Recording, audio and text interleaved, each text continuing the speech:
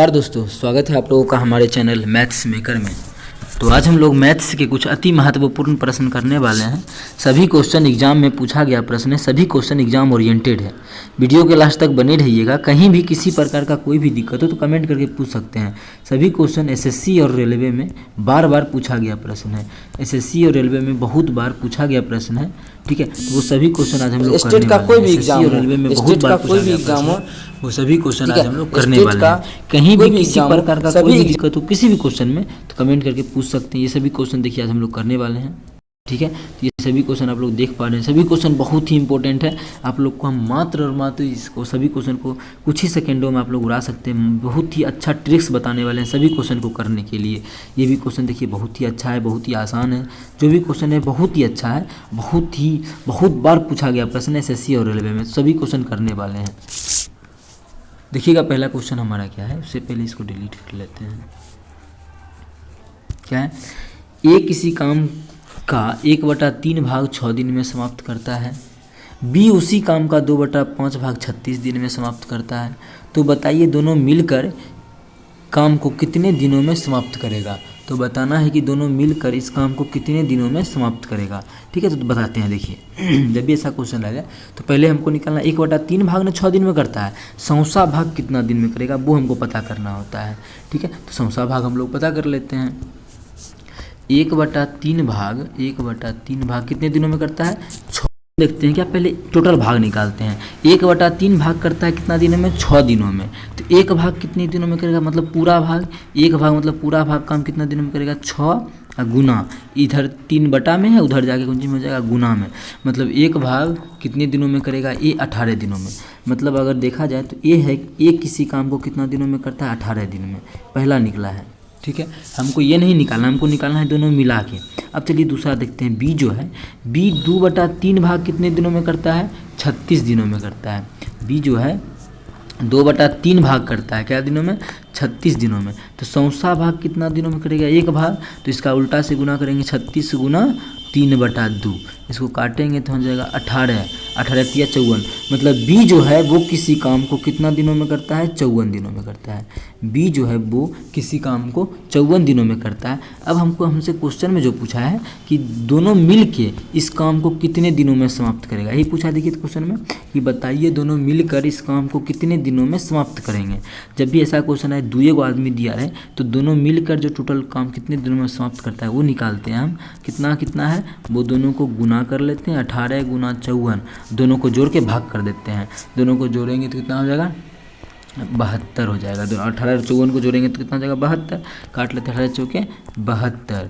यहाँ से 4 से काटेंगे तो कितना हो जाएगा, 4 से अगर इसको काटे हैं सही निकाल। अच्छा थोड़ा सा देखिए यहाँ पे हम इससे पहले हम 2/3 नहीं है, देखिए क्वेश्चन में यहाँ पे गलत निकले हैं, ये 2/5 है।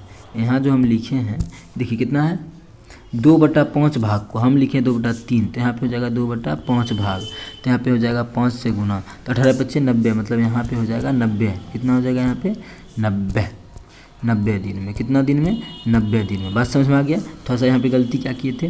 अब हमको क्या निकालना है कि दोनों मिल के इस काम को कितना दिनों में समाप्त करेगा। कौन दोनों मिल के, ए और बी दोनों मिल के बोले तो डायरेक्ट हम क्या करते हैं, दोनों को गुना करके दोनों को जोड़ के भाग कर देते हैं। दोनों को जोड़ेंगे तो कितना हो जाएगा, 108 भाग करेंगे, 18 × 6 = 108। इसको काटेंगे तो 6 × 6 = 6 × 5 = 30। कितना आ गया, 15 दिन। मतलब ए और बी, अगर देखिए ए अकेले किसी काम को 18 दिनों में करता है, बी अकेले उस काम को 90 दिनों में करता है, तो दोनों मिल के उस काम को कितना दिनों में करेगा, 15 दिनों में करेगा, जो कि हमारा ऑप्शन नंबर ए में है। तो ऑप्शन ए हमारा बिल्कुल करेक्ट आंसर हो जाएगा। कौन सा ऑप्शन, ऑप्शन ए हमारा बिल्कुल करेक्ट आंसर हो जाएगा। उम्मीद करते हैं दोस्तों समझ में आ गया होगा। कहीं भी किसी प्रकार का कोई भी दिक्कत हो किसी भी क्वेश्चन में तो कमेंट करके पूछ सकते हैं, ठीक है। यदि वीडियो अच्छी लग रही हो तो अपने सभी दोस्तों के साथ इस वीडियो को ज़्यादा से ज़्यादा शेयर करें। अगर आप लोग चैनल पर नए हैं तो हमारे चैनल मैथ्स मेकर को सब्सक्राइब करें। चलिए अगला क्वेश्चन देखिएगा, क्वेश्चन नंबर 2, जो कि बहुत ही अच्छा है, बहुत ही ट्रिक से बताने वाले हैं। इस सभी क्वेश्चन तो ट्रिक से ही करवा रहे हैं। ये भी क्वेश्चन देखिए कैसे करेंगे।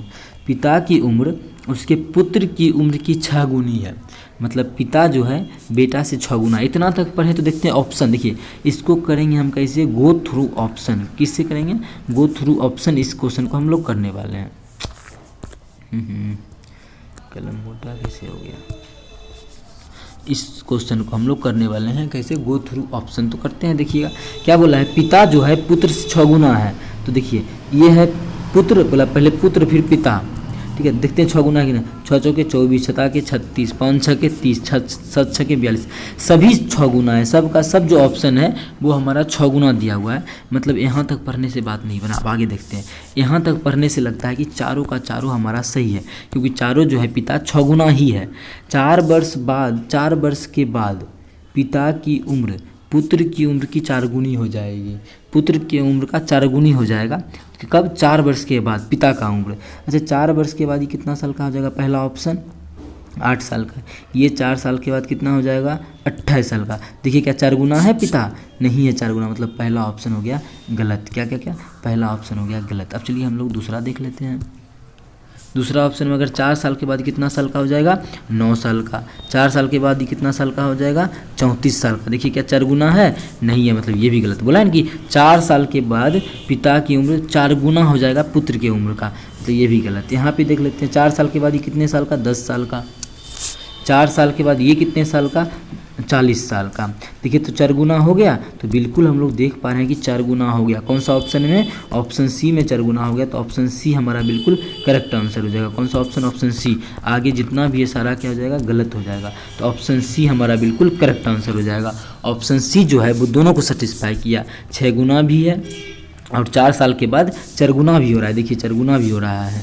तो उम्मीद करते हैं दोस्तों समझ में आ गया होगा। देखिए कितना जल्दी हम लोग क्वेश्चन को देख के उड़ा सकते हैं। इस प्रकार के क्वेश्चन को कहीं भी किसी प्रकार का कोई भी दिक्कत हो किसी भी क्वेश्चन में तो कमेंट करके पूछ सकते हैं। ये आपका अपना चैनल है मैथ्स मेकर। चलिए अगला क्वेश्चन देखते हैं, question number 2। Question number 3, 2 number तो हम कर लिए हैं। देखिएगा एक व्यापार में ए तथा बी द्वारा लगाई गई पूंजियों का अनुपात 9:8 है तथा इनके लाभों का अनुपात 3:4 है। यदि ए का धन 8 माह तक व्यापार में लगा रहा हो और बी का धन कितने समय तक व्यापार में लगा रहा, ये पूछ रहा है। देखिए जब भी हम लोग इस प्रकार का क्वेश्चन करते हैं कि व्यापार में कितनी हिस्सेदारी वाला क्वेश्चन जब भी करते हैं तो उसमें एक चीज़ होता क्या है, समय में गुना कर देते हैं। किससे? एक मिनट, कौन कितना रुपया लगा रहा है उसमें हम लोग समय से गुना कर देते हैं, तो उसका जो रेशियो निकलता है वो लाभ का भी रेशियो होता है। ठीक है, देखिए पहला जो है पूंजी जो लगाया है वो ये लगाया है 9 में 9x मान लेते हैं। तो मान के नहीं बनाएंगे, जल्दी ही बन जाएगा। ये 8x में, देखिए और आसान से बनाए तो ये 9 में लगा, ये 8 में इतना लगाया। उसका लाभ का जो अनुपात है वो कितना हो गया?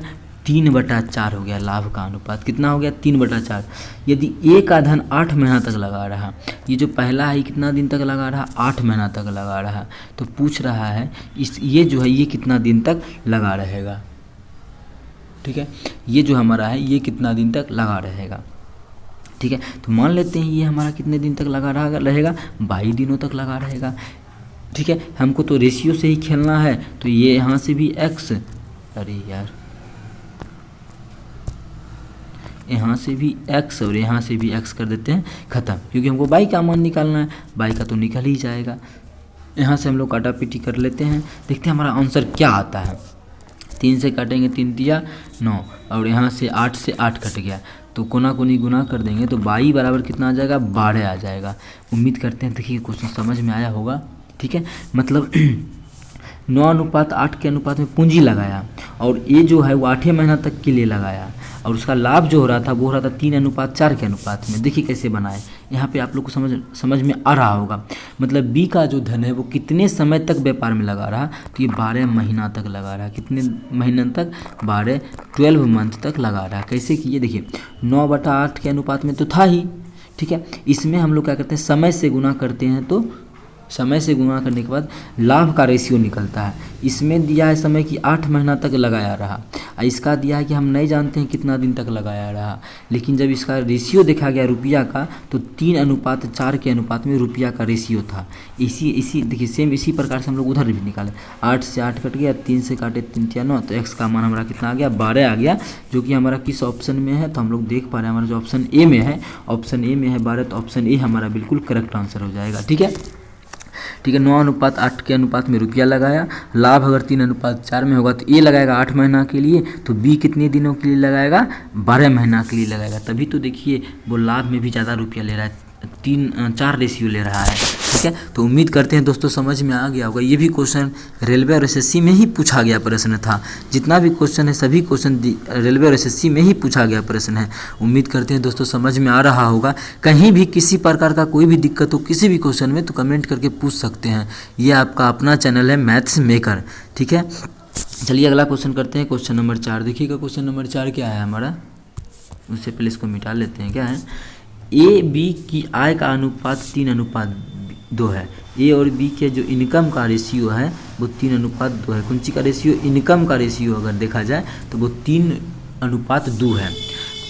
उनका खर्च 5:3 के अनुपात में है। उसका जो एक्सपेंडिचर है, ठीक है, एक्सपेंडिचर कितना है, वो है 5:3 के अनुपात में। खर्च जो है वो 5:3 के अनुपात में है।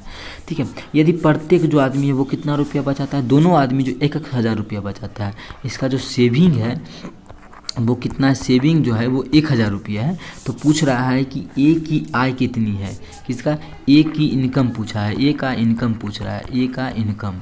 देखिए बहुत ही अच्छा क्वेश्चन, ए का पूछे बी का पूछे, हम किसी का भी निकाल सकते हैं हम लोग। अब देखिए हमेशा क्या करते हैं, जितना कमाते हैं इनकम में खर्च को घटा देते हैं तो हमारा क्या निकल जाता है, सेविंग निकल जाता है ना सेविंग। अगर यहाँ से हम बोले अनुपात में ही सेविंग निकाले तो कैसे निकालेंगे, इनकम 3 अनुपात में है और खर्चा है 5 अनुपात में, सेविंग निकलेगा, नहीं निकलेगा ना, क्योंकि इनकम क्या है, कम अनुपात में है। इनकम क्या है, कम अनुपात में है। तो कैसे इसको बढ़ा सकते हैं, अनुपात ही है ना, अनुपात क्या होता है, कट के निकलता है। तो इसको तो हम ये भी लिख सकते हैं। अब मैंने पहले इसको थोड़ा सा छोटा कर लेते हैं, इसको थोड़ा सा छोटा करके और इसको थोड़ा सा नीचे कर लेते हैं। ठीक है, अब देखिए इनकम को हम तो ये भी लिख सकते हैं क्या, दोनों तरफ अगर दोनों में अनुपात में ये ना, जितना मन उतना से गुना कर सकते हैं, मतलब लेकिन करेंगे तो दोनों में करेंगे। क्या कट के हमारा हमेशा जो बचना चाहिए वो 3:2 ही बचना चाहिए। मेरा देखिए कि खर्चा से कम था इनकम वाला, तो इसको बढ़ाने का सोचे तो इसको लिख सकते हैं 3 दूना 6।